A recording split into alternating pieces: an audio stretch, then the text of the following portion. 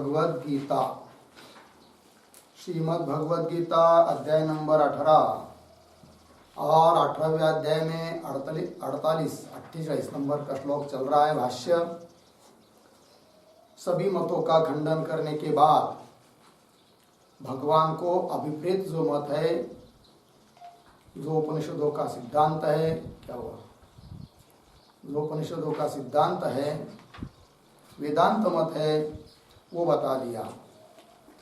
फिर इस भगवान के मत के ऊपर भी कोई प्रश्न कर रहा है कि यदि आत्मा विकार रहित है, क्रिया रहित है, तब तो कोई कर्म उसमें है ही नहीं है, तो अशेषतः कर्म का त्याग तो हो ही जाएगा। और यदि संपूर्ण अशेषतः कर्म का त्याग हो सकता है, तो भगवान ने बहुत जगह ऐसा क्यों कह दिया कि संपूर्ण अशेषतः कर्म का त्याग नहीं हो सकता है करके, नहीं देववृता शक्यम इत्यादि, किंवा नहीं कश्चित क्षणमपि जातोतिष्ठत्य कर्म क्रोध, ये भगवान ने कैसा कहा? ये क्या किया? किसी ने आक्षेप किया, इसका आप समाधान दे रहे हैं। यदि वस्तुभूता गुणा, ठीक है जी, समाधानम इसके ऊपर लिखेंगे, समाधान दे रहे हैं अभी। तो भाष्यकार लिख रहे हैं यदि वस्तुभूता गुणा यदि वा अविद्या कल्पिता तद्धर्म कर्म, कैसा पढ़ेंगे? कर्म तद्धर्म, तदा आत्मनि अविद्यारोपितम एव इति अविद्वान नई कश्चित् क्षणमपि अशेषतः त्यक्तुम शक्नोति इति उक्तम। ठीक है जी। तो कह रहे भाष्यकार, यदि वस्तुभूता गुणा यदि वा अविद्या कल्पिता, गुण चाहे वास्तव हो चाहे कल्पित हो, अविद्या से कल्पित हो, है तो कल्पित ही, लेकिन भले आप लोग पूर्व पक्षी लोग, द्वैती लोग उसको वास्तव मान रहे तो मान के बैठो, लेकिन हमारे मत में तो कल्पित है, तुम्हारे मत में वास्तव हो चाहे कल्पित हो, ये सब गुण है ना, उनके ही सभी कर्म है, लेकिन नहीं। यदि वस्तुभूता गुणा, गुणा शब्द से कौन लेंगे? गुण और गुणों का कार्य, शरीर, इंद्रिय, मन, ये सब गुणा में आ जाते हैं, क्योंकि गुण का कार्य होने से सब गुण ही है। तो वस्तुभूता अर्थात वास्तव, यदि वस्तुभूता गुणा यदि वा विद्या कल्पिता, तो गुण मतलब शरीर, इंद्रिय, मन आदि वस्तुभूता अर्थात वास्तव हो चाहे अविद्या से कल्पित हो, जैसे भी हो। तो कर्म तद्धर्म, जो भी कर्म है वो सब किनका धर्म है जी? गुणों का धर्म है। शरीर, इंद्रिय, मन आदि आदि जो है उनका धर्म है, किसका नहीं धर्म? आत्मा का नहीं है। कर्म तद्धर्म, तदा, तदा शब्द करते यहाँ पर तर्हि आत्मनि अविद्यारूपितम एवं, है कि नहीं? है कि नहीं? कर्म तद्धर्म उसके ही है। तो कोई पूछेगा भाई यदि कर्म सब गुणों के हैं तो आत्मा में क्यों प्रतीत होते हैं? क्योंकि कोई भी व्यक्ति बोलता है मैं कर रहा हूँ, मैं जा रहा हूँ, मैं खा रहा हूँ, तो मैं मतलब आत्मा हुआ, तो आत्मा में क्यों प्रतीत होते हैं कर्म? यदि गुणों के है, शरीर आदि को के है, तो कह दिया तर्हि आत्मनि अविद्याध्यारोपितम एव, किंतु वो आत्मा में क्या है जी? अविद्या के कारण अध्यारोपित है, अध्यस्त है कि नहीं? अध्यारोपितम एव इति अविद्वान, किंतु जो इस बात को जानता नहीं है। तो दो व्यक्ति हुई, तो कोई जानता है, कोई नहीं जानता है। तो जो तत्ववेत्ता पुरुष है, ज्ञानी, वो तो जानता है क्या कि ये सब कर्म किसके हैं? गुणा गुणेषु वर्तन्ते, सब गुणों के हैं, आत्मा के नहीं है। तो जो जानता है वो तो ज्ञानी हुआ, उसके दृष्टि से तो सभी कर्मों का त्याग हो ही गया है। किंतु इस बात को जो नहीं जानता है, किस बात को? कि कर्म ये सब गुणों के हैं और आत्मा में जो प्रतीत होते वो अध्यस्त है, आरोपित है, इस बात को जो जानता नहीं है। तो वही लिखा आत्मनि अविद्या अध्यारोपितम एव इति अविद्वान, न जानने वाला, उसके लिए बताया है भगवान ने क्या? नई कश्चित क्षणम अपि, तीसरा अध्याय 5वां श्लोक, नहीं कष्टित क्षणमपि जातु तिष्ठत्य कर्म कृत, ये कहा है ना, उसका उल्लेख यहाँ पर। नहीं कष्टित क्षणमपि अशेषत त्यक्तुम शक्नोति इति उक्ता। तो अशेषत त्यक्तुम न शक्नोति, कह न शक्नोति अशेषत त्यक्तुम अविद्वान, बराबर। मतलब जो इस बात को जानता नहीं है, किस बात को, कि कर्म ये गुण के हैं, आत्मा के नहीं हैं, आत्मा के ऊपर प्रतीत होते वो अध्यस्त हैं, इस बात को नहीं जानता है, अपितु देहादिक को ही अपना स्वरूप समझ के बैठा है और देह का कर्म स्वयं की कर्म समझता है। ऐसा जो है वो सभी कर्मों का त्याग उससे हो नहीं सकता, वही लिखा। अशेषतः त्यक्तुम, लग गया ना, अविद्वान नहीं कष्टित क्षणमपि अशेषतः त्यक्तुम शक्नोति, अविद्वान जो है वह सभी कर्मों का त्याग नहीं कर सकता है। इति उक्तम, ये भगवान ने कहा। इति उक्तम, उक्तम के ऊपर एक वाक्य, अविदुष एव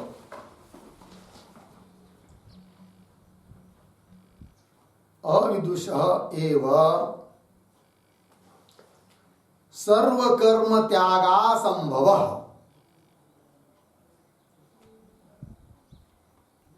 सर्वकर्म त्यागा संभव, पूर्ण विराम। अज्ञम उद्दिश्य एव, अज्ञम उद्दिश्य एव, उद्धरण चिन्ह में नहीं कष्टित 3.5 अर्धविराम, न ही देहभृता शक्यम,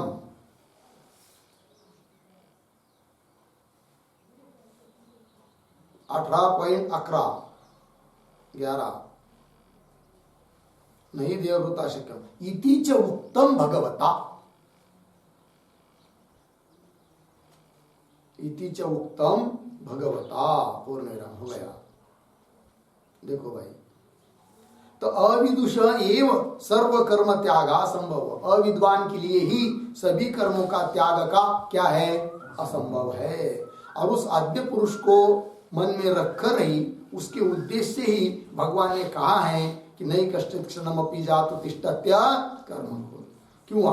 नहीं देहभृता शक्यम त्यक्तुम कर्माण्य शेषतः, ये भगवान ने कहा है। ज्ञानी की दृष्टि से ये कहा नहीं है, ठीक है। तो जो जिसने शरीर के साथ तादाद में पकड़ लिया है, शरीर को अपना स्वरूप समझता है, उससे तो कर्म का त्याग कभी हो ही नहीं सकता है, क्योंकि शरीर से तो कर्म होगा ही होगा। लग गए ये बात? अब ज्ञानी की दृष्टि से तो सभी कर्मों का त्याग होता है, उसको लिख रहे आगे। विद्वान तु पुनः विद्या अविद्यायाम निवृत्तायाम शक्नोति एव अशेषतः कर्म परित्यक्तो अविद्याध्यारोपितस्य शेषानुपपत्तेः। देखिए भाई पंक्ति कैसा पढ़ेंगे? तू पुनः विद्वान, तू पुनः विद्वान विद्या अविद्यायाम निवृत्तायाम, विद्या अविद्यायाम निवृत्तायाम, आगे अशेषतः कर्म परित्यक्तुम शक्नोति एव, शक्नोति एव, आगे अविद्याध्यारोपितस्य शेषानुपपत्तेः। देखिए भाई, अब तो अविद्वान के बारे में क्या बात है वो बात बता दी। अब तू परंतु पुनः विद्वान ज्ञानी व्यक्ति, अर्थात जो इस बात को जानता है कि कर्म सब गुणों के हैं और आत्मा तो अविक्रिय है, इस बात को जो जानता है। तू पुनः विद्वान, वह विद्या अविद्यायाम निवृत्तायाम, उसके द्वारा क्या, उसने क्या किया, विद्या संपादन की, ज्ञान प्राप्त किया, और विद्या के द्वारा, ज्ञान के द्वारा अविद्या को निवृत्त किया। और जब अविद्या निवृत्त हो जाती है तब अविद्यायाम निवृत्तायाम, अविद्या निवृत्त होने पर, विद्या के द्वारा अविद्या की निवृत्ति होने पर अशेषतः कर्म परित्यक्तुम शक्नोति एव, संपूर्ण रूप से कर्म का परित्याग कर सकता है कि नहीं, होता ही है। शक्नोति एव, शक्नोति एव कह विद्वान, लग गया। क्यों? अविद्या निवृत्त होने पर सभी कर्मों का त्याग हो सकता है। क्यों? उत्तर आगे, अविद्याध्यारोपितस्य शेषानुपपत्ते है। अविद्या के द्वारा जो अध्यारोपित है अर्थात अध्यस्त है कि नहीं, उसका शेष बच नहीं सकता। जो अविद्या के द्वारा बनाया हुआ है, फिर उस जिस अविद्या से बना हुआ है वो अविद्या ही निवृत्त होने पर उस अविद्या का कार्य कुछ भी बच नहीं सकता है। इसलिए उसके द्वारा, ज्ञानी के द्वारा सभी कर्मों का त्याग होना संभव है। ठीक है, तो अविद्याध्यारोपितस्य ये पद आया है, एक पद के लिखेंगे। अविद्या अध्यारोपणम, अविद्या अध्यारोपणम आत्मनि अध्यास यस्य, आत्मनि अध्यास यस्य तस्य क्रियाकारक फल समुदायस्य इत्यर्थः, तस्य क्रियाकारक फल समुदायस्य इत्यर्थः। पूर्ण विराम। अविद्याकर्तृक,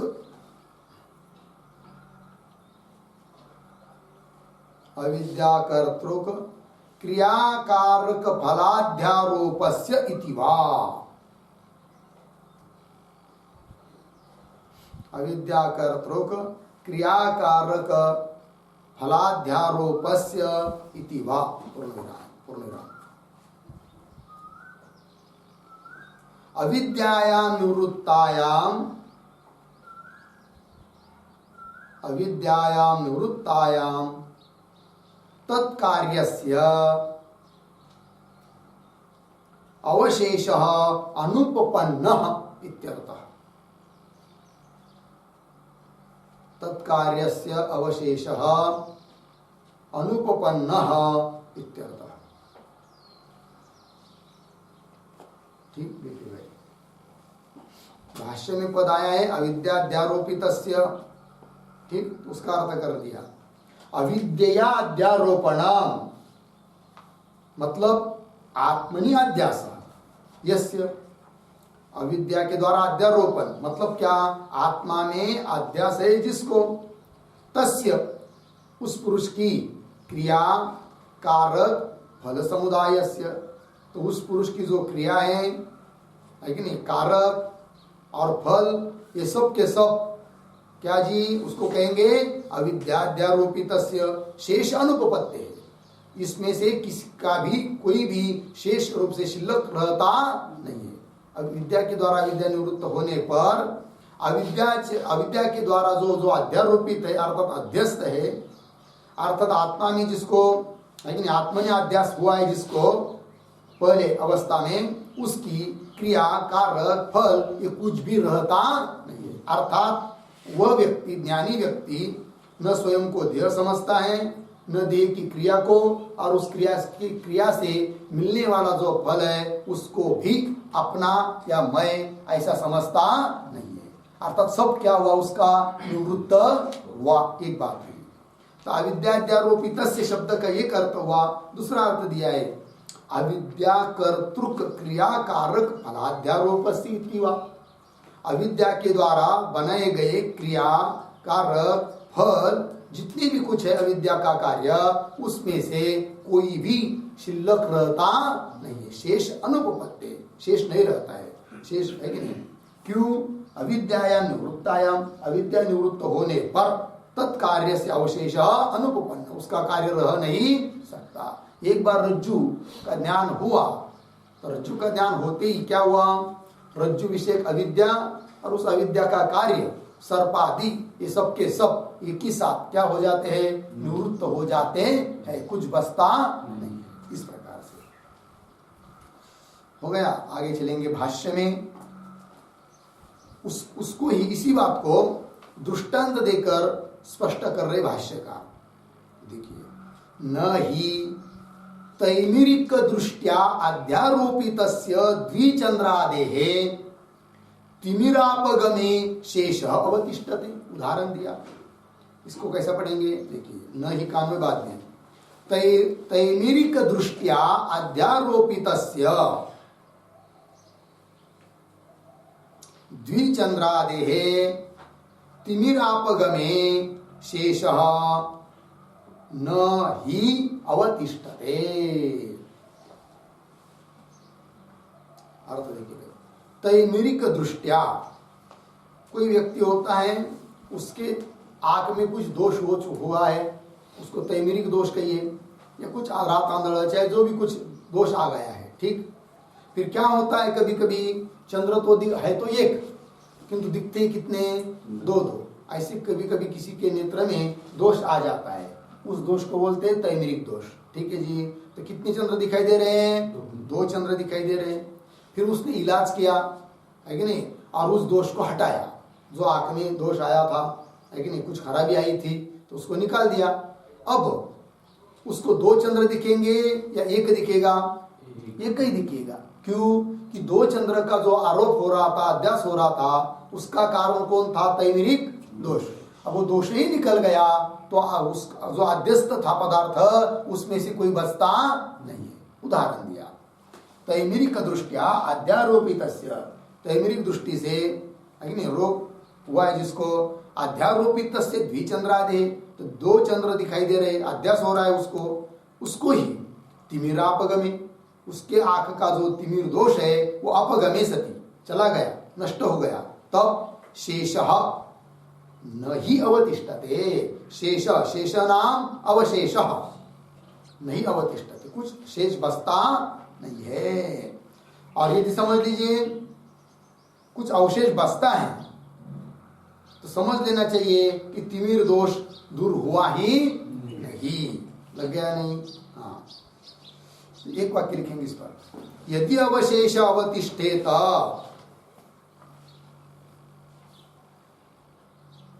यदि अवशेष अवतिष्ठेत तर्हि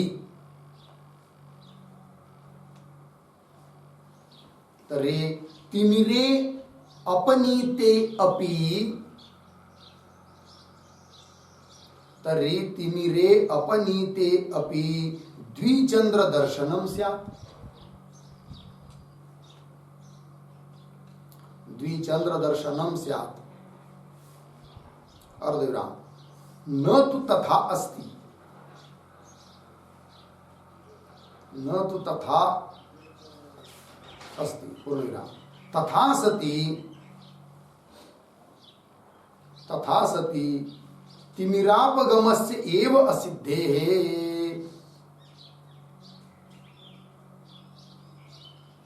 तिमिरापगमस्य एव असिद्धेः। देखो भाई, तो दोष निवृत्त होने पर अध्यस्त पदार्थ कोई बचता नहीं है, वही लिखा, यदि अवशेष तिष्ठेत, यदि कोई अध्यस्त पदार्थ बचता है तर्हि तब तो तिमिरे अपनीति अपि, दोष निवृत्त होने पर भी दो चंद्र दिखाई देना चाहिए।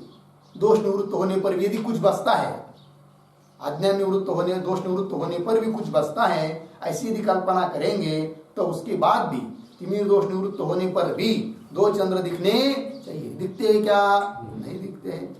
न तथा अस्ति, तथा सति, समझ लीजिए तिमिर दोष हटा दिया तो भी दो चंद्र दिखाई दे रहे कदाचित, तब समझ लेना चाहिए कि जारती जिस कारण पुनः दो चंद्र दिखाई दे रहे, इसका मतलब तिमिर दोष हटा ही नहीं, क्योंकि जिस दोष से जो दिखता है वो दोष हटने पर उसका कुछ बचता नहीं है, ये नियम है। रज्जु का ज्ञान होने पर न तो सर्प बचेगा, न तो सर्प का ज्ञान, न तो रज्जु का अज्ञान, कुछ भी बचता नहीं, सबकी क्या हो जाती है, निवृत्ति। उस प्रकार अधिष्ठान ब्रह्म तत्व का ज्ञान होने पर क्रिया, कार्य, कर्ता, शरीर आदि ये नष्ट होते, ऐसी बात नहीं, वो तो है, किंतु वो मैं हूं, उसके कर्म मेरे हैं, इस प्रकार की प्रतीति कभी भी आती उसको नहीं है।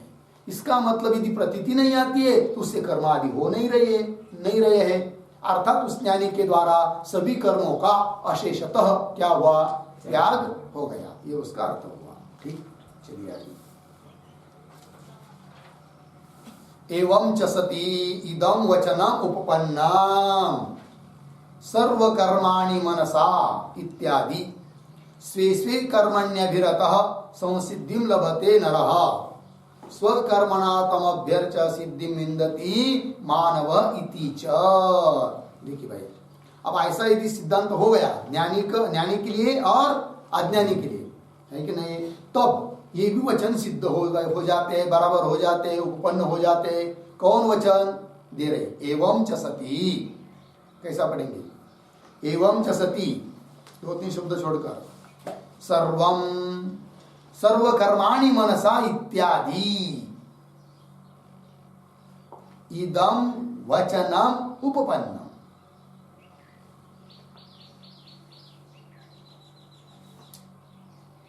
ठीक है जी। देखो भाई, ऐसा है तो सर्वकर्माणि मनसा संन्यस्यास्ते सुखम वशी इत्यादि जो भगवान ने कहा है 5वें अध्याय में 13वें श्लोक में, ये वचन उत्पन्न हो गया।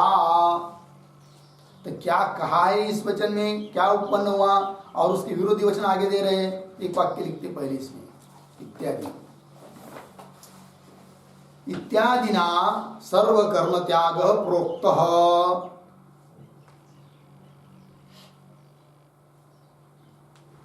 इत्यादिना सर्वकर्म त्याग प्रोक्तः एव भगवता इति भावः। पूर्णविराम।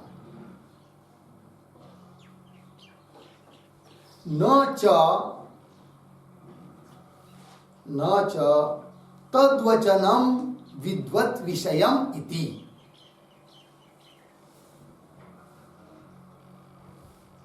तद्वचनं विद्वत् विषयम् इति, अर्धविराम।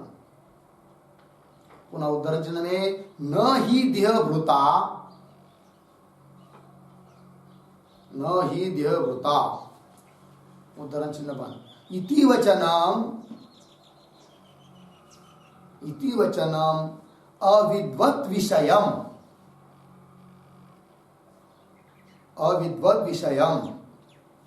इति च कुतः ज्ञायते।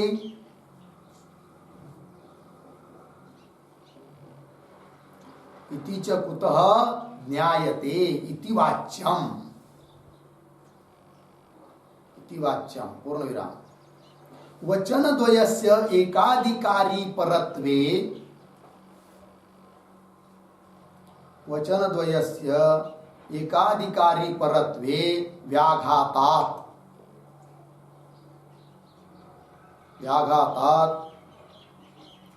भिन्नाधिकारी परत्वं तावत्, भिन्नाधिकारी परत्वं तावत् अवश्यम अभ्युपेतव्यम्। अवश्यम अभ्युपेतव्यम्, पूर्णविराम। तथा च सति अविद्यानिवृत्त्या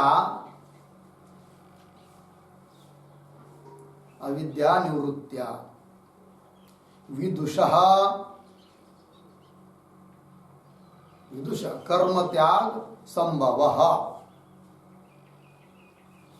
कर्म त्याग संभवः, अर्धविराम। तद अनिवृत्त्या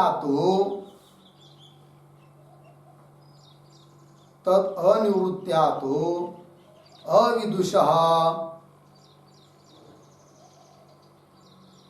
अविदुषः तत् असंभवः इति ज्ञायते। तत् असंभवः इति ज्ञायते, पूर्णविराम। उद्धरण चिन्ह में, सच्चिदानंदम ब्रह्म अहम अस्मि। उद्धरण चिन्ह बंद। सच्चिदानंदम ब्रह्म अहम अस्मि इति ईशा ही विद्या। इति ईशा ही विद्या, पूर्णविराम। विद्यावान ही विद्वान, विद्यावान ही विद्वान पूर्ण विराम। विद्या ही अविद्यायाः निवर्तिका।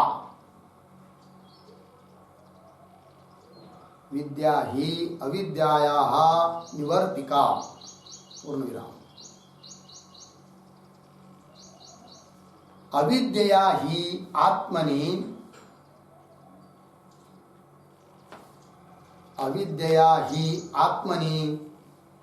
क्रियाकारकादि भेद प्रतीति। क्रियाकारकादि भेद प्रतीति पूर्ण विराम। कर्ता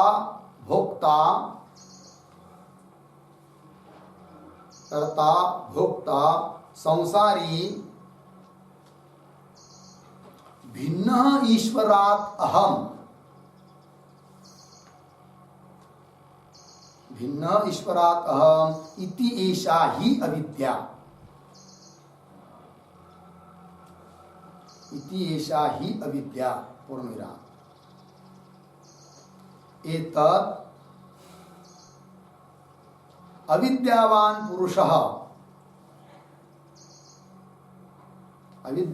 पुरुषः सहजं कर्म न त्यजेत्।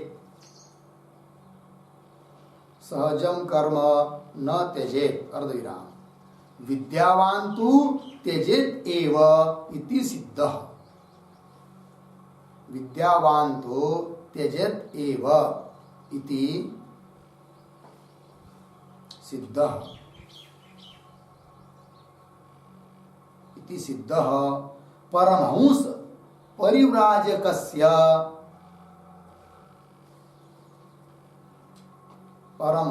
परिव्राजकस्य सर्वकर्मणाम् अशेषतः त्यागः। सर्वकर्मणाम् अशेषतः त्यागः पूर्ण विराम। आत्मस्वरूपस्य निष्क्रियत्वात्। आत्मस्वरूपस्य निष्क्रियत्वात् परमहंस परिव्राजकस्य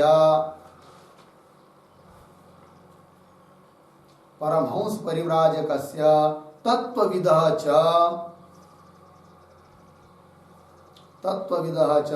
आत्मत्वात्।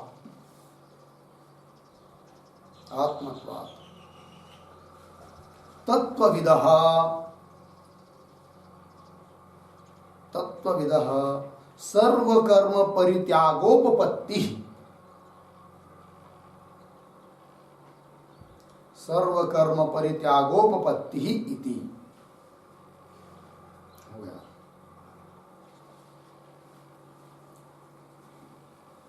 देखिए भाई अर्थ तो भाष्य में जो आया है सर्वकर्माणि मनसा इत्यादि इदम वचनम उपपन्नम, ये वचन उपपन्न हो जाते हैं। ठीक, तो इत्यादि सर्वकर्म इत्यादि ना सर्वकर्माणि मनसा इत्यादि श्लोक के द्वारा सर्वकर्म त्याग प्रोक्त एव भगवता इति भाव भगवान ने सभी कर्मों का त्याग बताया है, वो वचन उपपन्न हो गया। तो अलग अलग बात हो गई फिर, है कि नहीं? तो विद्वान के लिए कुछ, अविद्वान के लिए कुछ। तो सभी कर्मों का त्याग किसके लिए? विद्वान के लिए। और कर्म का थोड़ा भी त्याग नहीं किया जा सकता है, किसके द्वारा? अविद्वान के द्वारा। अर्थात नहीं देववृता शक्यम इत्यादि वचन ये किसके लिए? अविद्वान के लिए। और सर्वकर्माणि मनसा संन्यस्त ये सब विद्वान के लिए। अब इस पर कोई प्रश्न कर रहा है, देखिए, न च तद्वचनम विद्वद विषयम इति। तद्वचन मतलब कौन से? सर्वकर्माणि मनसा संन्यस्यास्ते सुखम वशी इत्यादि वचन ये किसके लिए है? इस वचनों का विषय विद्वान है, ये बात। तद्वचनम विद्वद विषय इति ये बात। और दूसरी बात नहीं देववृता इति वचनम अविद्वद विषयम, ये अविद्वान के लिए वचन है। कौन से? नहीं देववृता शक्यम इत्यादि नहीं कश्चित् क्षणम इत्यादि इति वचनम अविद्वद विषयम इति च कुतः ज्ञायते। ये तुमको कैसा समझ में आ रहा है? ये वचन विद्वान के लिए है, इस वचनों का विषय अज्ञानी है, ये कैसे तुमको समझ में आ रहा है? ऐसा किसी ने प्रश्न पूछा। कुतः ज्ञायते इति वाच्यम न च वाच्यम, ऐसी शंका मत करो भाई। क्यों? वचन द्वयस्य एकाधिकारी परत्वे व्याघाता। यदि दोनों वचनों का ये कई विषय मानेंगे, मतलब विद्वान के लिए ही दोनों वचन है कि वह अज्ञानी के लिए ही दोनों वचन है, ऐसा मानेंगे तो क्या होगा? फिर व्याघात होगा। भगवान के बोलने में पूर्वोत्तर विरोध आएगा, क्योंकि एक ही व्यक्ति के लिए बोल रहे सभी कर्म का त्याग, और उसको बोल रहे क्या कि नहीं कश्चित् क्षणम अपि क्या नहीं देववृता शक्यम त्यक्तुम कर्माण्य नहीं कश्चित् क्षणम अपि जातु तिष्ठत्य कर्म। तो एक ही व्यक्ति के लिए यदि दोनों वचन रहेंगे तो क्या होगा? विरोध होगा, व्याघात आएगा। वचन द्वयस्य एकाधिकारी परत्वे व्याघाता। भिन्नाधिकारी परत्वम तावत अवश्यम अभ्युपेतव्यम। व्याघात न हो इसलिए दोनों वचनों का अधिकारी भिन्न भिन्न है, यह अवश्य ही मानना पड़ता है। भिन्नाधिकारी परत्वम तावत अवश्यम अभ्युपेतव्यम।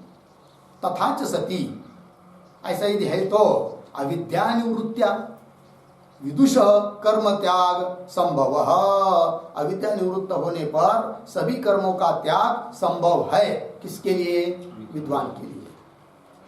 तत् अनिवृत्त्या, अब वो जिसकी अविद्या निवृत्त नहीं हुई है उसके लिए तो सभी कर्मों का त्याग हो नहीं सकता। वही लिखा, तत् अनिवृत्त्या तु अविदुष तत् असंभव इति ज्ञायते। सभी कर्मों का त्याग उससे हो नहीं सकता। तो बोलेंगे भाई विद्या क्या है, अविद्या क्या है? थोड़े में लिख दिया, सच्चिदानंदम ब्रह्म अहम अस्मि। सच्चित आनंद स्वरूप जो ब्रह्म है वही मैं हूं। इति ऐसा ही विद्या, ये विद्या का स्वरूप हुआ। और विद्यावान ही विद्वान, जिसको विद्या ये प्राप्त हुई है कि नहीं, जिसका देहादिकों का बाद होकर मैं ही ब्रह्म हूं ऐसा निश्चय हुआ है, उसको क्या कहेंगे? विद्वान। विद्यावान ही विद्वान। विद्या ही अविद्याया निवर्तिका। और विद्या किसकी निवृत्त करती? किसको? अविद्या को। अविद्या की निवर्तक है कौन? विद्या। विद्या ही अविद्याया निवर्तिका, लग गया। अविद्या ही आत्मनि क्रियाकारकादि भेद प्रतीति। अब देखिए, अपने आत्मा में, अपने स्वरूप में, अपने में क्रिया, कारक, फल, इन सभी भेदों की प्रतीति किसको होती है? किसकी होती है? अविद्या के कारण। आत्मा में ये सब कुछ नहीं है, प्रतीत हो रहा है, इसका मतलब किसके कारण? अविद्या के कारण। अविद्या ही आत्मनि क्रिया कारकादि भेद प्रतीति ही। कैसा स्पष्टीकरण कर रहे हैं? कर्ता, मैं करता हूं, मैं भोक्ता हूं, मैं संसारी हूं, भिन्न, और ईश्वरात् अहम भिन्न, ईश्वर से मैं भिन्न हूं। इति ऐसा ही अविद्या, यही अविद्या का स्वरूप है। अविद्या का स्वरूप क्या जी? स्वयं को कर्ता, भोक्ता, संसारी मानना और ईश्वर से मैं कोई भिन्न जीव हूं ऐसा मानना, यही क्या है? अविद्या है। एतत् अविद्यावान पुरुष सहजम कर्म न त्यजेत। अविद्यावान जो पुरुष है वह स्वाभाविक जो कर्म है वो न त्यजेत, उसने त्याग नहीं करना चाहिए, और त्याग उससे हो भी नहीं सकता। वो बोल भी देगा मैंने सब छोड़ दिया तो भी कुछ छोड़ा नहीं है, लग गया जी, क्योंकि उसकी अविद्या ही निवृत्त नहीं हुई। और ज्ञानी ने जब सब ज्ञान जिसको हुआ है, ज्ञान के द्वारा अविद्या जिसकी निवृत्त हुई है, वो कोई कर्म करते हुए भी दिखाई दे रहा है तो भी वो कुछ करता नहीं है, क्योंकि कर्तृत्व का अभिमान उसको किंचित भी नहीं होता है। आत्मा को वो कर्ता समझता ही नहीं है। चलिए, विद्यावान तो त्यजेत एव इति। तो इतनी सब बातें बताने से क्या सिद्ध हुआ भाई? तो त्याग सिद्ध हुआ। वो लिख रहे आगे, इति सिद्ध, क्या सिद्ध? परमहंस परिव्राजकस्य सर्वकर्मणाम अशेषत त्याग सिद्ध इत्यर्थ। परमहंस परिव्राजक जो है, ज्ञानी महात्मा जो है, उसके सभी कर्मों का पूर्ण रूप से त्याग सिद्ध हुआ। ठीक है, आगे क्यों? आत्मस्वरूप से निष्क्रियत्वात्, क्योंकि आत्मा निष्क्रिय है, क्रिया रहित है। और परमहंस परिव्राजक जो होता है वो तत्ववेत्ता होता है, और तत्वविद च आत्मत्वात्, जो तत्ववेत्ता होता है वो आत्मा ही होता है। इसलिए तत्वविद सर्वकर्म परित्यागोपपत्ति ही, इसीलिए जो तत्ववेत्ता है, ज्ञानी है, उसके लिए तो सभी कर्मों के त्याग की क्या हो गई? उपपत्ति हो गई। अर्थात सभी कर्मों का त्याग हो सकता है, किसके लिए? ज्ञानी के लिए, ज्ञानी के द्वारा हो गया ना। चलिए आगे, भाष्य में। तो ये जो वचन थे भगवान के सर्वकर्माणि मनसा इत्यादि वचनों की क्या लग गई? संगति लग गई। अब दूसरे जो वचन है उसको देखिए आगे भाष्य में, स्वे स्वे कर्मण्य विरतः, है कि नहीं? इस पर एक छोटा सा वाक्य, अविदुषाम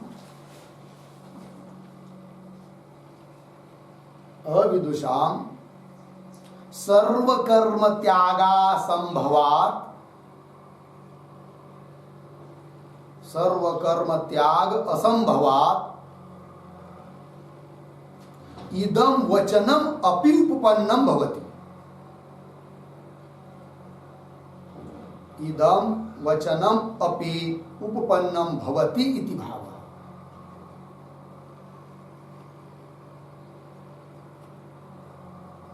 ठीक, क्या क्या लिखा? अविदुषाम, अविद्वान के लिए सर्वकर्म त्याग का क्या है जी? असंभव होने से इदम वचनम अपि उपपन्नम, ये वचन भी उपपन्न है। कौन से? स्वे स्वे कर्मण्य विरतः इत्यादि वचन ये भी उपपन्न हो जाते हैं। इदम वचनम अपि उपपन्नम भवति इति भावः, वही वचन दे रहे। स्वे स्वे कर्मण्य अभिरतः, अपने अपने कर्म में जो अभिरत है वह नरः पुरुषः संसिद्धिं लभते, संसिद्धि को प्राप्त होता है। और स्वकर्मणा तम अभ्यर्च सिद्धिं विन्दति मानव, ये वचन भी उपपन्न हो जाता है। क्यों? अविद्वान के लिए सभी कर्मों का त्याग असंभव होने के कारण। स्वकर्मणा तम अभ्यर्च सिद्धिं विन्दति मानव इति च, मतलब दोनों प्रकार के वचन उपपन्न हो गए, क्योंकि ज्ञानी और अज्ञानी ऐसा दो भेद होने के कारण। तो सभी कर्मों का त्याग जहां जहां बताया है वो ज्ञानी के लिए बताया है, वो भी संपन्न हुआ।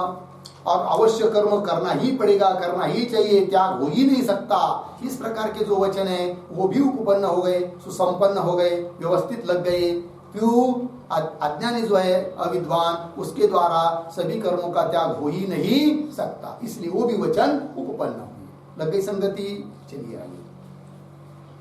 ये हुआ यहाँ पर 48 नंबर का जो श्लोक है उसका भाष्य पूरा हुआ। ठीक है, अब चलेंगे आगे 49 नंबर के श्लोक की अवतरणिका को पढ़ते हैं। या च कर्मजा सिद्धि ही उक्ता ज्ञान निष्ठा योग्यता लक्षणा तस्याः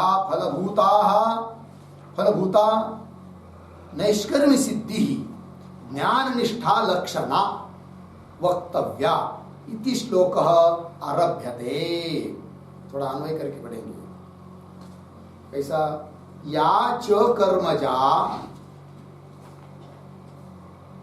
ज्ञान निष्ठा योग्यता लक्षणा सिद्धि ही उक्ता, सिद्धि उक्ता। आगे तस्याः फलभूता,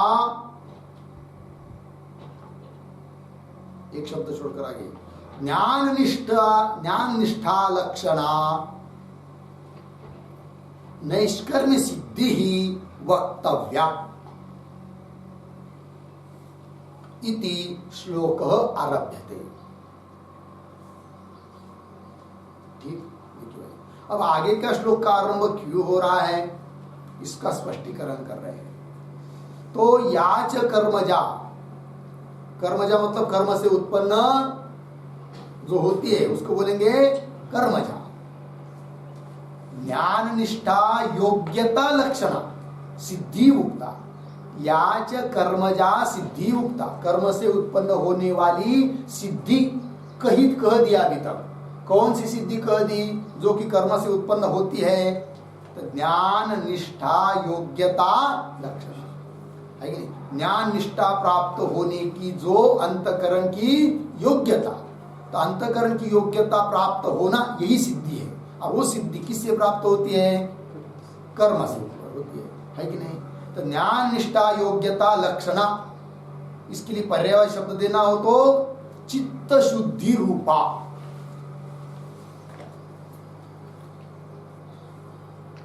चित्त शुद्धि रूपा।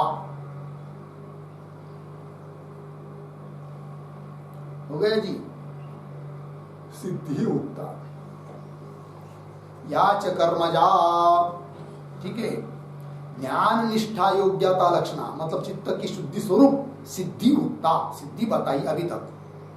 तस्याह फलभूता, अब वो ज्ञान उसकी उस सिद्धि का जो फल है, चित्त तो शुद्ध हुआ किंतु उतने से काम नहीं है होना, तो उसका भी कुछ फल है। तो चित्त शुद्ध होने पर क्या प्राप्त होता है जी? दूसरी सिद्धि प्राप्त होती है। पहली सिद्धि प्राप्त हुई कर्म से, जिसको कहेंगे चित्त की शुद्धि रूप सिद्धि। फिर उसका फल है क्या? नैष्कर्म्य सिद्धि, वो प्राप्त होती है। अब उस नैष्कर्म्य सिद्धि का स्वरूप बताना चाहिए, जो कि क्या? ज्ञान निष्ठा योग्यता लक्षणा सिद्धि का फल है। तस्या फलभूता, ठीक है ना। ज्ञान निष्ठा लक्षणा, उस सिद्धि का फलभूत सिद्धि कौन सी? ज्ञान निष्ठा यही है जिसका स्वरूप ऐसी नैष्कर्म्य सिद्धि। नैष्कर्म्य सिद्धि फल है, लेकिन नैष्कर्म्य सिद्धि का स्वरूप क्या है जी? ज्ञान निष्ठा, यही उसका स्वरूप है। तो ज्ञान निष्ठात्मक जो नैष्कर्म्य सिद्धि, वो अब कहनी चाहिए, वक्तव्या। और उस बात को बताने के लिए ही श्लोक आरभ्यते, श्लोक का आरंभ कर रहे हैं। ठीक है जी, चलते हैं। असक्त बुद्धि सर्वत्र, असक्त बुद्धि सर्वत्र, जितात्मा विगत स्पृहः, जितात्मा विगत स्पृहः, नैष्कर्म्य सिद्धिं परमां, नैष्कर्म्य सिद्धिं परमां, संन्यासेनाधिगच्छति, संन्यासेनाधिगच्छति।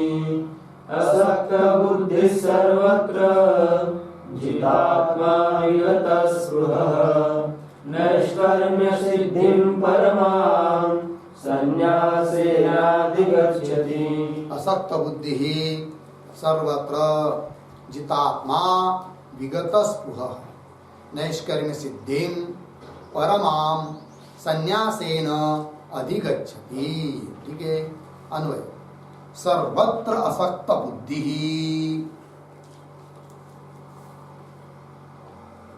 जितात्मा विगत स्पृहः,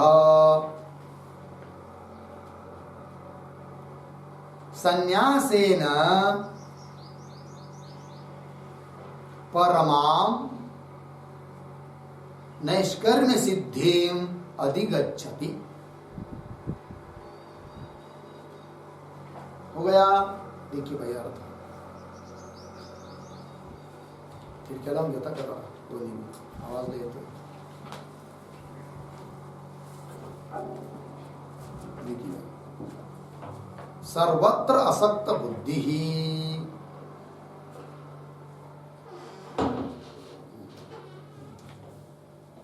सभी जगह स्त्री पुत्र धन आदि आदि आदि आदि सभी जगहों में क्या होनी चाहिए? असक्त बुद्धि, है कि नहीं? मतलब बुद्धि आसक्ति नहीं होनी चाहिए, राग नहीं होना चाहिए, असक्त बुद्धि। पुनः कैसा? जितात्मा, जिसने अपने इंद्रिय मन इनको जीत लिया है। और विगत स्पृह, जिसकी स्पृहा आकांक्षा इच्छा सब चली गई है। विगत स्पृह हो गए ना श्लोक में, सर्वत्र असक्त बुद्धि, जितात्मा विगत स्पृह, है कि नहीं? वह कोई पुरुष इस प्रकार का संन्यास करने से, सभी कर्मों का त्याग करने से, परमाम सबसे श्रेष्ठ नैष्कर्म्य सिद्धिम अधिगच्छति, नैष्कर्म्य सिद्धि को प्राप्त होता है, मोक्ष रूप सिद्धि को प्राप्त होता है। नैष्कर्म्य सिद्धि मतलब मोक्ष सिद्धि, उसकी व्याख्या करेंगे भाष्यकार। ठीक है जी। तो जो सब जगह असक्त बुद्धि है, जितात्मा है, विगत स्पृह है, वह संन्यास के द्वारा सबसे श्रेष्ठ ऐसी जो नैष्कर्म्य सिद्धि है उसको प्राप्त करता है, अधिगच्छति। ठीक, इस श्लोक पर एक टिप्पणी लिखते हैं छोटी सी, फिर भाष्य ले जाएंगे। कर्मभिः चित्ते शुद्धे सति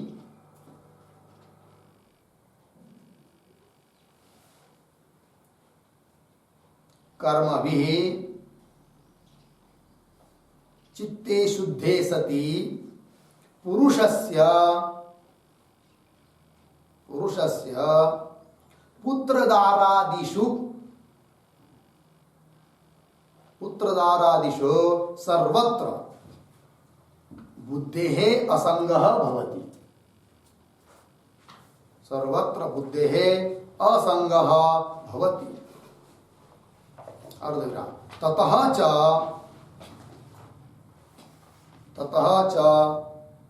मनसः वशीकरणं भवति। मनसः वशीकरणं भवति। अर्धविराम। ततः च देह जीवितादिषु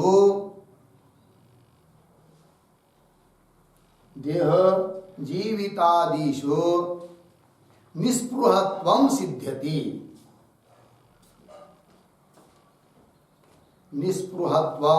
सिद्ध्यति। पूर्णविराम। ततः च सम्यक् दर्शनेन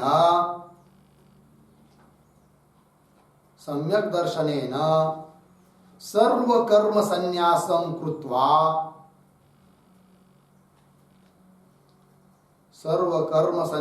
कृत्वा नैष्कर्म्य सिद्धिं प्राप्नोति इत्यर्थः।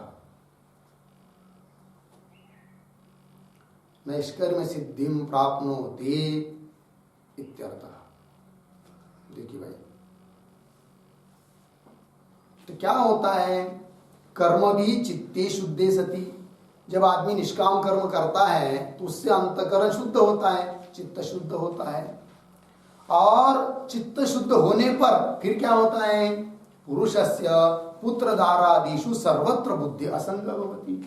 पुत्र दारा है कि नहीं? दारा मतलब स्त्री, पुत्र स्त्री आदि के बारे में सब जगह बुद्धि का असंग मतलब आसक्ति नहीं रहती। आसक्ति धीरे धीरे कम होती जाती है चित्त शुद्ध होने पर। कर्म से चित्त की शुद्धि, और चित्त शुद्ध होने पर सब जगह उसका असंग होने लगता है, आसक्ति कम होने लगती है। ततः च, फिर उसके बाद आपसे आप मनस वशीकरण भवति।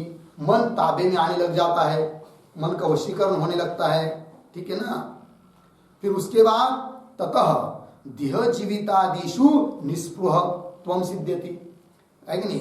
देह के बारे में या जीने के बारे में भी कोई स्पृहा उसको रहती नहीं है। प्रारब्ध से बल से चल रहा है।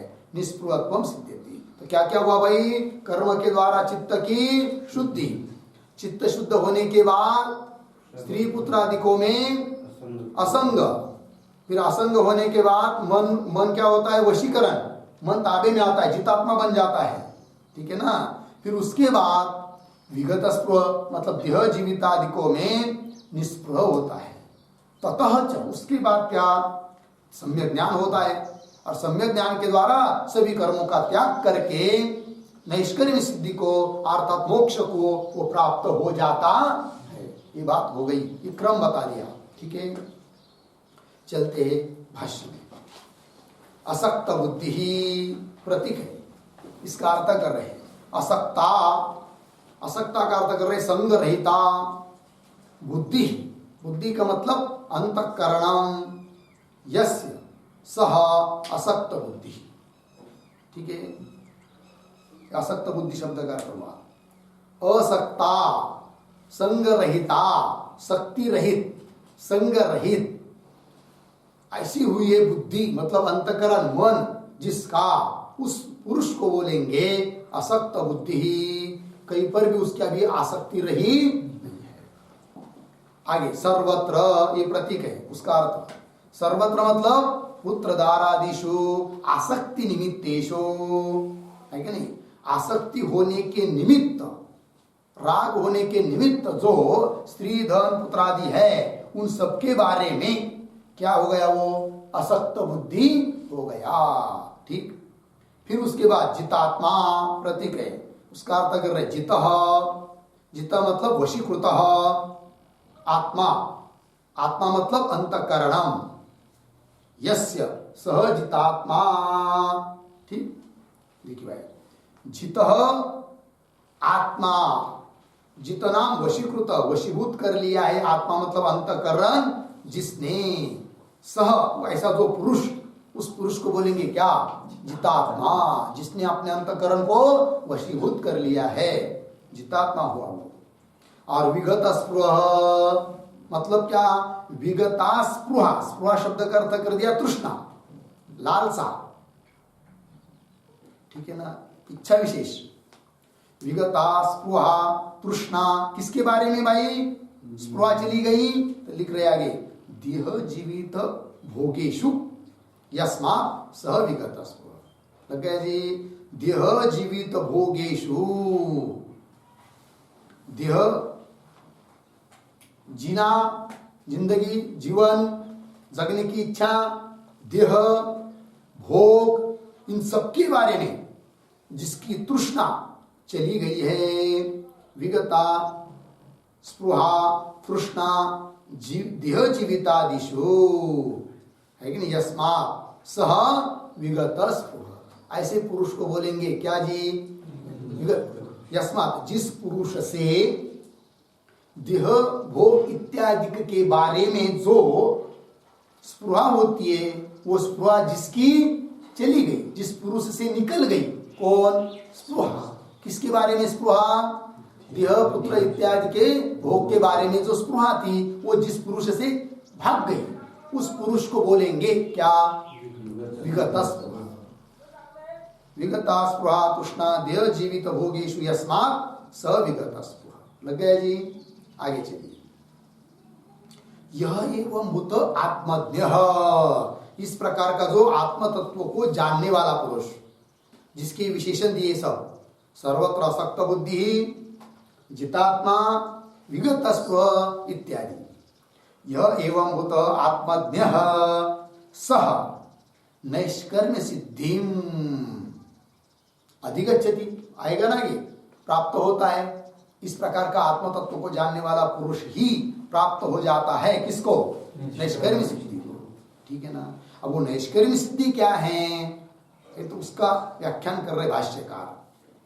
निर्गतानि कर्माणि यस्मात् निष्क्रिय ब्रह्मात्म संबोधात् सह निष्कर्मा तस्य भावः नैष्कर्म्यम्, नैष्कर्म्यं च तत्सिद्धिः, नैष्कर्म्य सिद्धि है नहीं, वही लिखा है, च सा नैष्कर्म्य सिद्धि। ठीक है जी, देखिए भैया,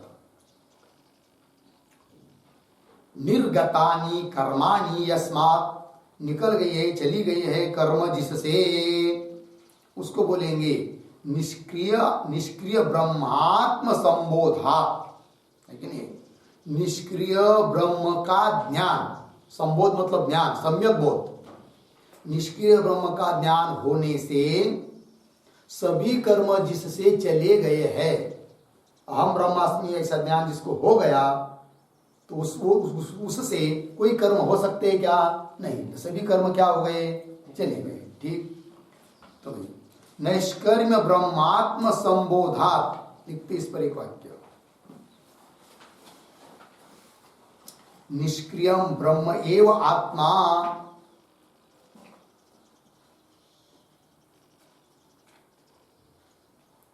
निष्क्रियम ब्रह्म एव आत्मा इति बोध यस्य, इति बोध यस्य सह निष्क्रिय ब्रह्मात्म बोध,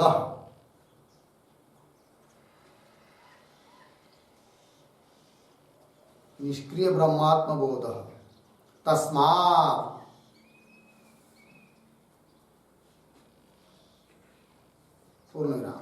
निष्क्रिय ब्रह्मात्म बोधात हेतो हो इति वा,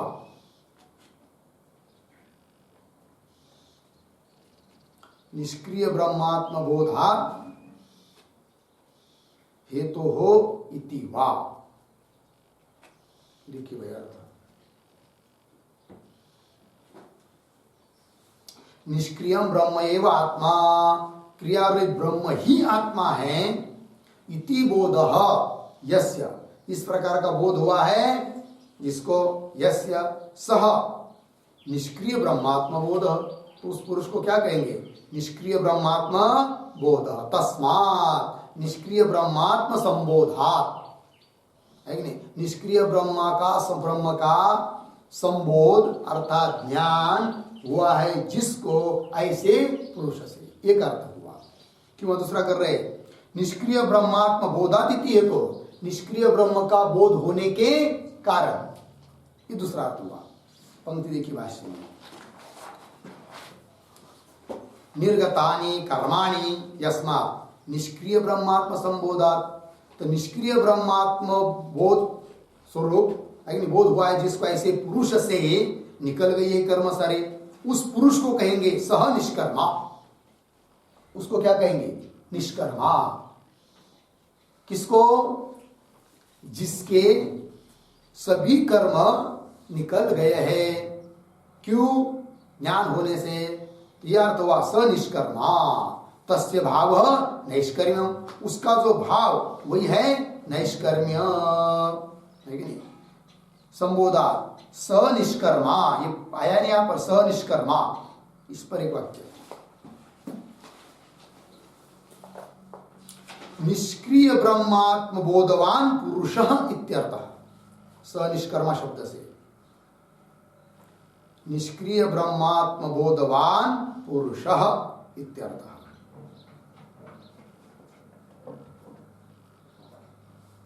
पूर्ण विराम। न ही तूष्णीम वर्तमान पुरुषः,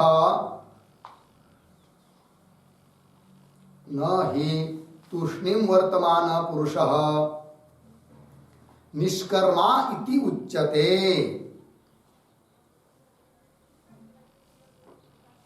निष्कर्मा इति उच्यते। पूर्ण विराम। तूष्णीम वर्तनस्य अपि क्रियात्वात्, तूष्णीम वर्तनस्य अपि क्रियात्वात्। पूर्ण विराम। किंतु निष्क्रियम ब्रह्म एव अहम, निष्क्रियम ब्रह्म एव अहम इति यह आत्मानं वेत्ति, इति यह आत्मानं वेत्ति सह तत्वविद एव, सह तत्वविद एव निष्कर्मा। निष्कर्मा। पूर्ण विराम। तस्य निष्कर्मणः, तस्य निष्कर्मणः निष्क्रियस्य तत्वविदः, निष्क्रियस्य तत्वविदः भावः नैष्कर्म्यम्,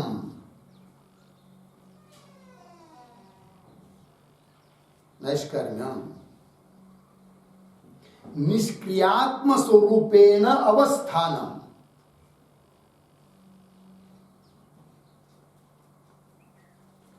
निष्क्रियात्म स्वरूपेण अवस्थानम् इत्यर्थः।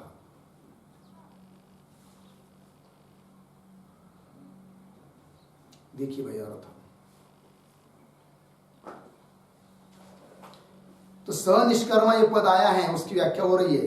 तो निष्क्रिय ब्रह्मात्म बोधवान पुरुष, निष्कर्मा पुरुष मतलब कौन? निष्क्रिय ऐसा जो ब्रह्म वही है आत्मा, ऐसा बोध हुआ है जिसको, ब्रह्म निष्क्रिय है वही आत्मा है, वही मेरा स्वरूप है, ऐसा बोध जिसको हुआ है। तो निष्क्रिय ब्रह्मात्म बोधवान पुरुष इत्यादि। ये नहीं है निष्कर्मा शब्द का अर्थ कोई चुपचाप बैठा है, अज्ञानी है, चुपचाप बैठा है, उसको निष्कर्मा नहीं कह सकते, क्योंकि उसका वो बैठना भी क्या हुआ? कर्म ही हुआ। तो वही लिखा है, नहीं तूष्णीम वर्तमान पुरुष निष्कर्मा इति उच्यते, तूष्णीम वर्तमान पुरुष निष्कर्मा इति न उच्यते। क्यों? तूष्णीम वर्तनस्यापि क्रियात्वात्, उसका वो चुपचाप बैठना वो भी क्या है? क्रिया ही है। वो तो वो समझता ही है मैं चुपचाप बैठा हूं तो कर्म ही हुआ, फिर निष्कर्मा नहीं हुआ। तूष्णीम वर्तमानस्यापि क्रियात्वात्। फिर किसको बोलेंगे भाई निष्क्रिय? लिखा किंतु निष्क्रियम ब्रह्म एव अहम, निष्क्रिय ऐसा जो ब्रह्म है वह ब्रह्म ही मैं हूं। केवल वो शब्दात्मक भी नहीं बोल रहा है, सचमुच में जैसे अज्ञानी व्यक्ति का देह के साथ तादात्म्य होता है, देह को लेकर सब व्यवहार करता है, उस प्रकार देह का बात करके देह से संबंध अपना हटाकर बस सच्चिदानंद घन जो निर्गुण निराकार ब्रह्म है वही मैं हूं, ऐसी वृत्ति जिसको दृढ़ हो चुकी है, अहम देह से निकलकर ब्रह्म में जिसको लग गया है उसको बोलेंगे क्या, अहम ब्रह्मास्मि, ये उसका निश्चय उनको हुआ है। केवल शब्द से कोई भाई बोल रहा है अहम ब्रह्मास्मि है कि नहीं, और वस्तुता वृत्ति ब्रह्म तक गई भी नहीं है, देह कोई चिपकी हुई है, तो उसको ब्रह्मवेत्ता नहीं कहेंगे। किंतु निष्क्रियम ब्रह्म एव अहम इति यह आत्मान वेत्ति, इस रूप से जो आत्मा को जानता है, स तत्वविद एव निष्कर्मा, ऐसा जो तत्ववेत्ता पुरुष है उसको ही बोलेंगे क्या, निष्कर्मा। और उसका भाव नैष्कर्म्य, तो उसका क्या भाव, तो लिख रहे आगे, तस्य निष्कर्मणः निष्क्रियस्य तत्वविदः, वो जो कर्म रहित निष्क्रिय तत्ववेत्ता है उसका भाव नैष्कर्म्य। तो बोलेंगे भाई निष्कर्मा पुरुष उसको कहते, वो तो समझ में आया, लेकिन उसका नैष्कर्म्य भाव मतलब क्या, और स्पष्टीकरण कर दिया, निष्क्रियात्म स्वरूपेण अवस्थान, ये हुआ नैष्कर्म्य भाव। निष्क्रिय आत्मा रूप से स्थित रहना, ये उसका जो स्थिति है उस स्थिति को बोलते हैं क्या, नैष्कर्म्य भाव। निष्कर्मता निष्कर्म्य भाव है कि नहीं, निष्क्रियात्म स्वरूपेण अवस्थानम इत्यर्थ हो गया जी। अब भाष्य में आइए, नैष्कर्म्य सिद्धि शब्द की व्याख्या चल रही है, तो नैष्कर्म्य सिद्धि उसका अर्थ कर रहे भाष्यकार, निर्गतानि कर्माणि यस्मात्, सभी कर्म जिससे चले गए हैं, निष्क्रिय ब्रह्मात्म संबोधात, तो निष्क्रिय ब्रह्म का ज्ञान होने से जिससे कर्म चले गए हैं, क्यों निष्क्रिय ब्रह्म स्वरूप बन गया व्यक्ति मनुष्य है कि नहीं, और वो ज्ञान होने के कारण उसमें कोई कर्म रहे नहीं। तो देखिए, तो निर्गतानि कर्माणि यस्मात् निष्क्रिय ब्रह्मात्म संबोधात है कि नहीं, सह निष्कर्मा। तो कैसा करना चाहिए पता है, निष्क्रिय ब्रह्मात्म संबोधात निर्गतानि कर्माणि यस्मात् सह निष्कर्मा। ठीक, देखिए निष्क्रिय ब्रह्मात्मा का बोध होने के कारण निर्गतानि कर्माणि यस्मात्, निकल गए कर्म जिस पुरुष से बोध होने के कारण, ऐसा जो पुरुष महात्मा जीवन मुक्त, सह निष्कर्मा तत्ववेत्ता, तस्य भाव नैष्कर्म्यम, उसका जो भाव उसको कहेंगे क्या, नैष्कर्म्यम। नैष्कर्म्यम मतलब क्या, निष्क्रिय आत्म स्वरूपेण अवस्थानम, अभी लिख दिया ना, निष्क्रिय आत्म स्वरूप से रहना, अर्थात उसकी जीवन मुक्तता है कि नहीं, ये बात हुई। तस्य भाव नैष्कर्म्यम, अर्धविराम है कि नहीं। अब उसके वो जो नैष्कर्म्य भाव है उसका वो अलग है और कोई सिद्धि अलग है, ये बात नहीं, दोनों एक ही है। आगे लिख रहे नैष्कर्म्य सिद्धि शब्द है ना, तो नैष्कर्म्य शब्द की व्याख्या हुई, तो नैष्कर्म्य सिद्धि, इसमें नैष्कर्म्य शब्द की व्याख्या हुई, सिद्धि शब्द जोड़ना है, तो वही वो जो नैष्कर्म्य भाव है ना उसका जीवन मुक्तावस्था, वही सिद्धि है, उससे कोई अलग सिद्धि नहीं है। वही नैष्कर्म्यम च तत्सिद्धि है कि नहीं, तत्सिद्धि मतलब गति फलम इति यावत्,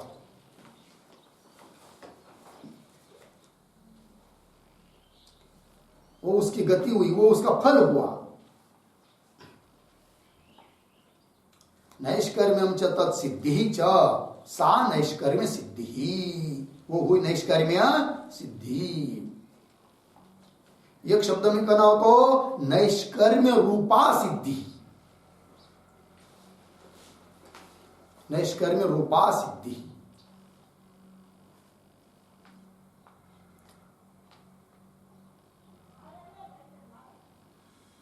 हो गया, चलिए आगे, सिद्धि आगे, नैष्कर्म्य वा सिद्धि। और दूसरा थोड़ा सा अर्थ अलग कर रहे, देखिए नैष्कर्म्यस्य वा सिद्धि, तो वा नैष्कर्म्यस्य सिद्धि, ऐसा।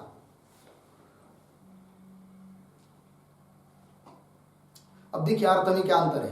पहले अर्थ क्या हुआ, नैष्कर्म्य ही सिद्धि है कि नहीं। नैष्कर्म्य शब्द का अर्थ बता दिया, ब्रह्म स्वरूपेण अवस्थानम, तो वही क्या है, सिद्धि है। सिद्धि कोई उससे अलग नहीं, एक अर्थ हुआ। आप वाह करके दूसरा अर्थ कर रहे हैं, नैष्कर्म्य से सिद्धि, नैष्कर्म्य की सिद्धि। तो अब सिद्धि का क्या अर्थ करेंगे, फिर नैष्कर्म्य का क्या अर्थ होगा, तो बता रहे देखिए, वाह नैष्कर्म्य से सिद्धि, निष्क्रिय आत्मस्वरूप अवस्थान लक्षणस्य सिद्धि। सिद्धि ही इसका अर्थ कर दिया निष्पत्ति।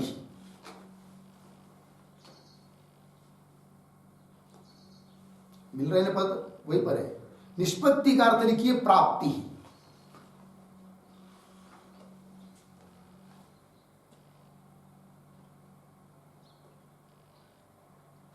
अब देखिए भाई, अब सिद्धि शब्द का अर्थ कर दिया निष्पत्ति, और निष्पत्ति शब्द का अर्थ कर दिया प्राप्ति। तो उसकी प्राप्ति हो जाती है, सिद्धि की सिद्धि हो जाती है, मतलब प्राप्ति हो जाती है। किसकी, नैष्कर्म्यस्य सिद्धि है कि नहीं। तो नैष्कर्म्यस्य, देखिए पंक्ति भाष्य में, वा नैष्कर्म्यस्य सिद्धि, मतलब निष्क्रिय आत्मस्वरूप अवस्थान लक्षण से, यह अर्थ किसका है, नैष्कर्म्यस्य शब्द का। निष्क्रिय आत्मस्वरूप अवस्थान लक्षणस्य, मतलब इस प्रकार की सिद्धि, इस प्रकार का जो भाव है उसकी प्राप्ति है कि नहीं, ये बात हुई। निष्क्रिय आत्मस्वरूप अवस्थान लक्षणस्य सिद्धि निष्पत्ति हुआ। तो ये जो वा करके विकल्प दिया है ना, उस पर एक छोटा सा वाक्य लिखते हैं।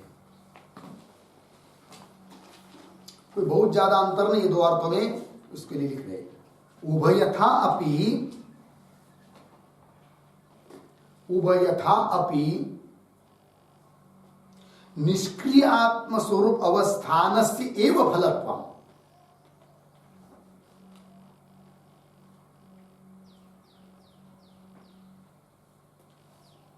निष्क्रिय आत्मस्वरूपावस्थानस्य एव फलत्वम्।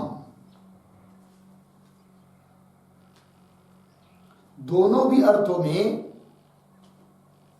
सार तो यही निकल रहा है, क्या, उभयतापि निष्क्रिय आत्मस्वरूप अवस्थान, यही है फल।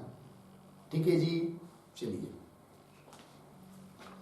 भाष्य में, वा नैष्कर्म्य से सिद्धि ही निष्क्रिय आत्मस्वरूप अवस्थान लक्षणस्य, है कि नहीं, इस स्वरूप की सिद्धि प्राप्ति निष्पत्ति ही ताम नैष्कर्म्य सिद्धेम, उस प्रकार के नैष्कर्म्य सिद्धि को, कैसी वो, उसका एक विशेषण परमाम, जो भाष्य श्लोक में आया है, परमाम, परमाम का अर्थ कर दिया प्रकृष्टाम, श्रेष्ठ, ये सबसे श्रेष्ठ सिद्धि है, इसके लिए विशेषण दिया परमाम। तो बोलेंगे भाई, इस प्रकार की नैष्कर्म्य सिद्धि रूप जो फल बताया वो श्रेष्ठ है। किससे श्रेष्ठ है, तो आगे लिख रहे भाष्य में, कर्मज सिद्धि विलक्षणाम सद्यो मुक्ति अवस्थान रूपाम। ठीक है जी, कर्मज सिद्धि विलक्षणाम, इस बात को बताना है परमाम। परमाम मतलब श्रेष्ठ है, किससे श्रेष्ठ है, कर्मज सिद्धि विलक्षणा, कर्म से प्राप्त होने वाली जो सिद्धि है उससे ये सिद्धि विलक्षण है, श्रेष्ठ है। लेकिन क्या, वो कौन सिद्धि है कर्म से प्राप्त होने वाली, तो बताया था, अभी बताया था, अवतरणिका में भी आया था ना, कर्म से प्राप्त होने वाली सिद्धि कौन सी, ज्ञान निष्ठा योग्यता लक्षण, अर्थात चित्त की शुद्धि। तो चित्त की शुद्धि रूप जो सिद्धि है उससे ये श्रेष्ठ है, ये बात कह दिया। तो लिख लीजिए एक वाक्य उस पर, कर्मद सिद्धि चित्त शुद्धि, कर्मज सिद्धि चित्त शुद्धि, तद विलक्षणत्वात्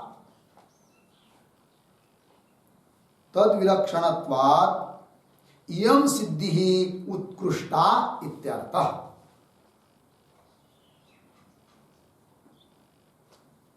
यम सिद्धि उत्कृष्टा इत्यर्थः। हो गया जी।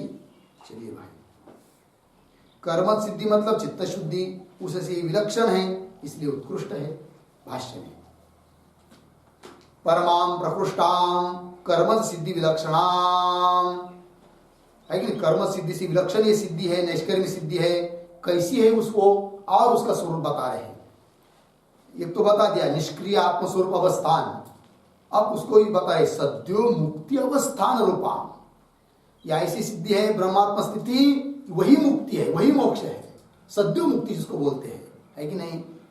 सद्यो मुक्ति अवस्थान रूपा वो प्राप्त हो जाती है। अधिगच्छति श्लोक में आया है ना।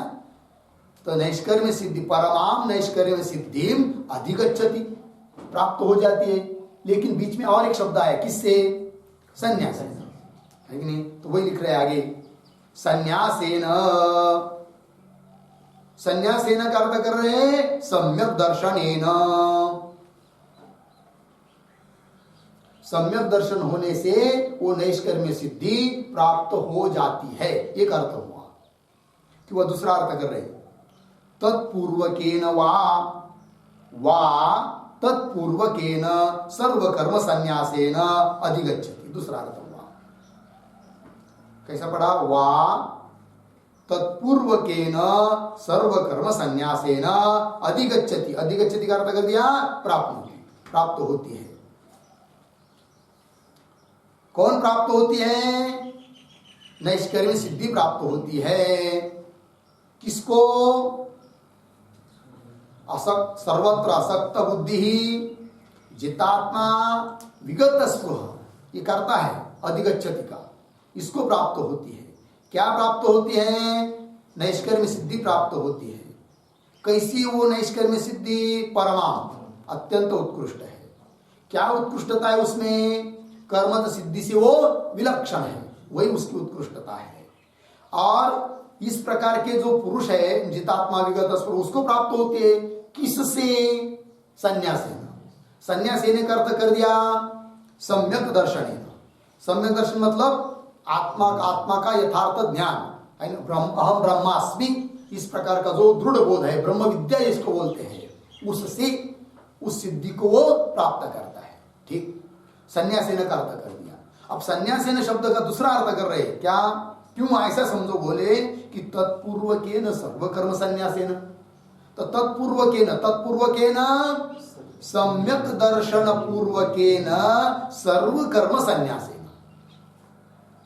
मतलब सम्यक दर्शन भी हुआ है और सभी कर्मों का त्याग कर दिया या संन्यास ले लिया, उससे उसको वो नैष्कर्म्य सिद्धि प्राप्त होती है। तो इसमें संन्यास भी आया, ज्ञान भी आया। पहले अर्थ में केवल ज्ञान आया। ठीक, चलिए।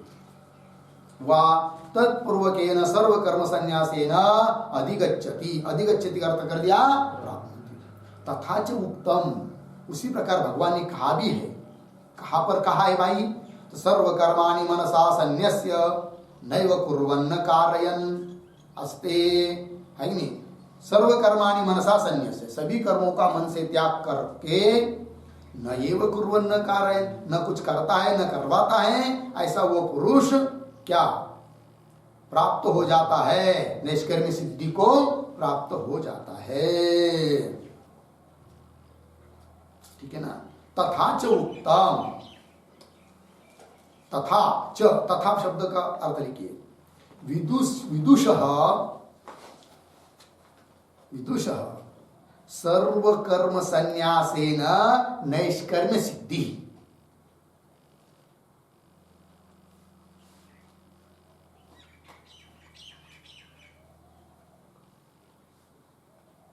ठीक है जी, हो गया ना। विदुषः सर्वकर्म संन्यासेन नैष्कर्म्य सिद्धि तथा च, मतलब विद्वान को सब कर्म का त्याग करने से नैष्कर्म्य सिद्धि प्राप्त होती है। इस बात को भगवान ने 5वें अध्याय में भी कहा है। कहां पर? सर्वकर्माणि मनसा इत्यादि श्लोक के द्वारा। ठीक है, पीछे का पुरावा दे दिया। ठीक है, चलते फिर। हो गया ना ये बात? बस आगे का विचार हम लोग कल करेंगे। यहां पर सद्योमुक्ति अवस्थान रूपम जो पद आया है ना, इस पर लिख लेते थोड़ा सा। सद्य एव मुक्ति ही,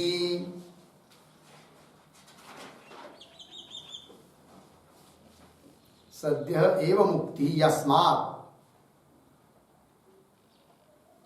तत्सद्यो मुक्ति। अर्धविराम। तच्च तद अवस्थानम, तच्च तद अवस्थानम सद्यो मुक्ति अवस्थानम, सद्यो मुक्ति अवस्थानम तद्रूपाम,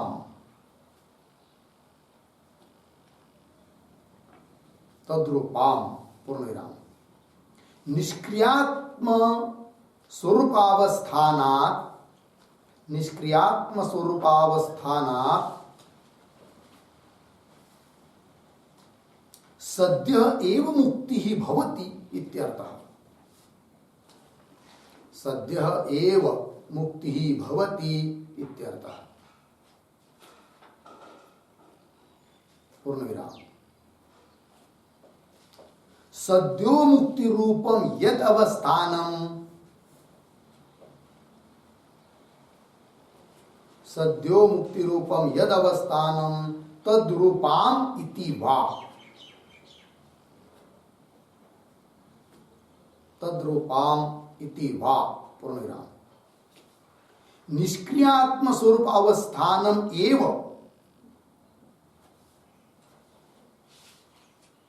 निष्क्रियात्म स्वरूपावस्थानम एव सद्यो मुक्ति इत्यर्थः।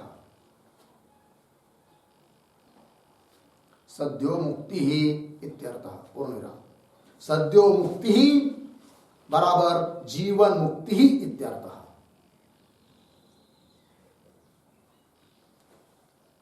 सद्यो मुक्ति ही जीवन मुक्ति ही इत्यर्थः।